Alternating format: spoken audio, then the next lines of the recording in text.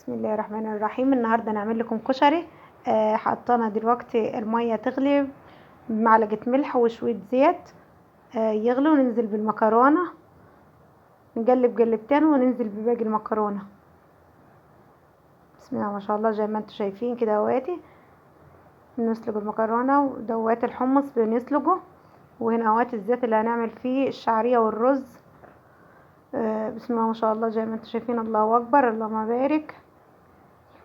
يلا نصلي بينا على النبي كده اهواتي، وننزل بالمكرونه الاسباجيتا من فوقيها مع بعضيهم، يستلقوا مع بعضيهم في نفس الحله واحده، نفس حله واحده.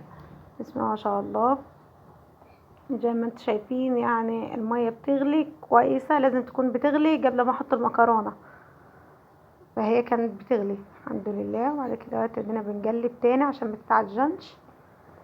بسم الله ما شاء الله. هنا اهوات اللي هنعمل فيها الشعريه. دلوقتي هننزل بالشعريه، هنحمر الشعريه. بسم الله ما شاء الله، نفضل نقلب، ما نخليهاش تتشعوط ولا تتحرج، نخليها لون واحد. بسم الله ما شاء الله، زي ما انتم شايفين. يعني لون جميل، اللهم صل على النبي. ده الكشري المصري الاصلي. بسم الله ما شاء الله، اللهم بارك. زي ما شايفين اللون دواتي. وكون غاسلين الرز، هننزل ليها. ما تنسوش تحطوا لايك واشتراك للقناه. بسم الله ما شاء الله، زي ما انتم شايفين لونها كده جميل كويس خالص. هننزل بالرز، اللهم صل على النبي. حطوا لايك بقى. بسم الله ما شاء الله، هادي الرز نقلبهم في بعضيهم. بسم الله ما شاء الله، اللهم صل على النبي. قلبوا جامد، حطوا لايك وانتوا بتقلبوا. وهننزل بالعدس الاصفر. هتقولوا عدس اصفر، اقول لكم ايوه عدس اصفر، فهيدي نكهه وطعم جميل كأن بتاع محلات بره. بسم الله ما شاء الله، اللهم صل على النبي. وتقلبوهم في بعضهم، يبقى كده شعريه ورز وعدس اصفر في نفس الحله بتاعتها. الشعريه والرز يبقى كده 3 مكونات فيها في حله واحده. بسم الله ما شاء الله.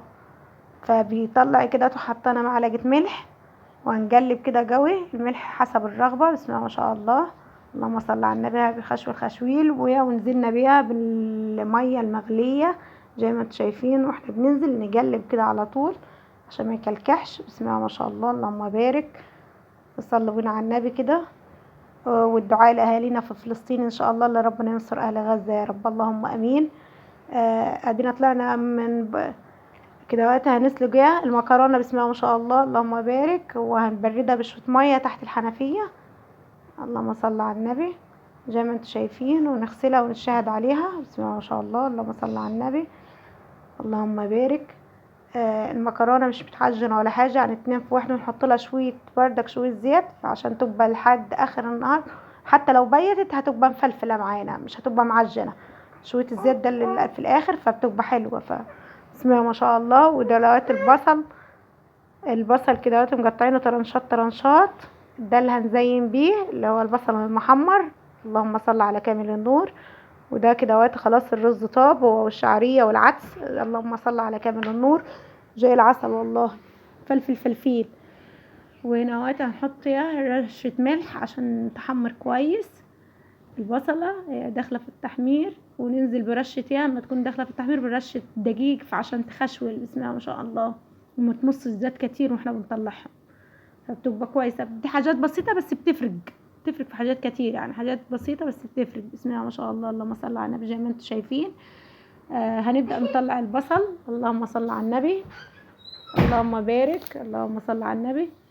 وهننزل في نفس الزيت اللي احنا كنا بنحمر فيه البصل، هننزل فيه البصلة بتاعت التقلية. اللهم صل على النبي، اللهم بارك، زي ما انتم شايفين. وهننزل بعد ما صفرت البصلة، زي ما شايفين لما البصلة كده صفرت فنزلنا بيها بالتومة المفرومة، وعليها قرن فلفل اخضر وكزبرة وكمون ورجراولة، وكله مدجوجين في بعضيه. بسم الله ما شاء الله، زي ما انتم شايفين.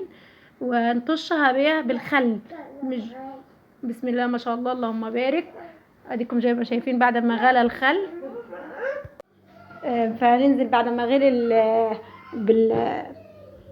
بعد ما غلي الخل، فهننزل بالطماطم. وادي نزلنا برشة سكر بسيطة، والحتة التومة اللي احنا كنا سايبينها النية فتدي طعم حلو كأنها دجة. بسم الله ما شاء الله. فزي ما شايفين الريحة والله جميلة. فعوزت شوية خل حطيت.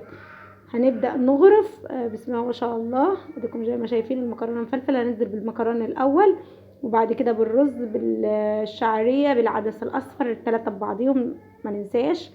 جاي العسل مفلفلين والله جمال. يعني يا ريت تجربوها، حاجة والله جاي بتاعت المحلات الكشري. وننزل بالحمص المسلوق حوالين داير وفوق الوش. بسم الله ما شاء الله. ونزينه زي ما اي حد بيزين الكشري. وننزل بالتقليه. اللهم بارك، اللهم صل على النبي. التقليه تحطوها حسب الرغبه، اللي بيحط كتير يحط. اللهم صل على كامل النور. حاجه جميله والله. اللهم صل على النبي. ما تنسناش في اللايك والاشتراك للقناة، والدعاء لأهلنا في فلسطين وغزة، ربنا ينصرهم اللهم امين. وادي الشكل النهائي. حطينا البصل المحمر